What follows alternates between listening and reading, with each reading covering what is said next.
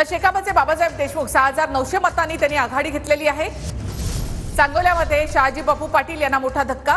नवापूरमध्ये अपक्ष उमेदवार शरद गावित 5574 मतांनी आघाडीवर। नंदुरबारमध्ये भाजपचे विजयकुमार गावित आघाडीवर। किनवटमध्ये शरद पवार गटाचे उमेदवार प्रदीप नाईक 3784 मतांनी आघाडीवर। तर महायुती सध्या 216 जागांवर आघाडीवर, महाविकास आघाडी 52 जागांवर। तर देवेंद्र फडणवीस नागपूर दक्षिण पश्चिम मध्ये 10611 मतांनी सध्या आघाडीवर आहेत। काँग्रेसचे प्रफुल्ल गुर्दे हे पिछाडीवर आहेत।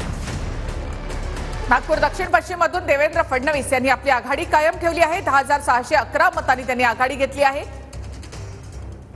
देवेंद्र फडणवीस हेच भाजपमध्ये मुख्यमंत्री पदाचे प्रबळ दावेदार मानले जातात।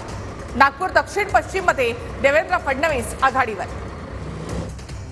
नागपूर दक्षिण पश्चिम मध्ये प्रफुल्ल गुर्दे विरुद्ध देवेंद्र फडणवीस। तर तिकडे सांगोल्यामध्ये शहाजी बापूंना मागे टाकत आता शेकापचे बाबासाहेब देशमुख 6900 मतांनी आघाडीवर आहेत। दीपक साळुंके ठाकरे गटाचे उमेदवार हे देखील पिछाडीवर आहेत। नाशिक पश्चिम विधानसभा मतदारसंघात भाजपच्या सीमा हिरे 22000 मतांनी आघाडीवर।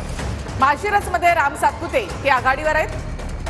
4226 मतांची राम सातपुते यांना आघाडी।